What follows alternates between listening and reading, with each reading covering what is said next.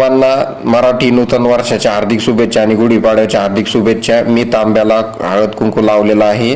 इथे आणलंय मी कडुलिंबाचे पाला आणि इथे साडी पाडव्यासाठी गुढीसाठी आणि गुढी उभारलेली आहे फायनली। हे किचन आज पूर्णपणे स्वच्छ केलंय, नवीन किचन आहे गुढीपाडव्याच्या निमित्ताने, तर याची पूजा करणार आहोत। तर इथे पूजा सुद्धा केलेली आहे घरच्या घरी, साधीशी मी मंत्र वगैरे म्हटलो की नवीन किचनची आज गुढीपाडव्याच्या मुहूर्तावर सुरुवात झालेली आहे नवीन किचन ओट्याची।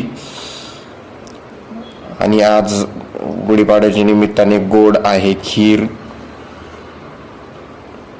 आणि इथे नैवेद्य सुद्धा दाखवलं होतं अगोदरच, तर मी आता शॉर्ट घेतोय।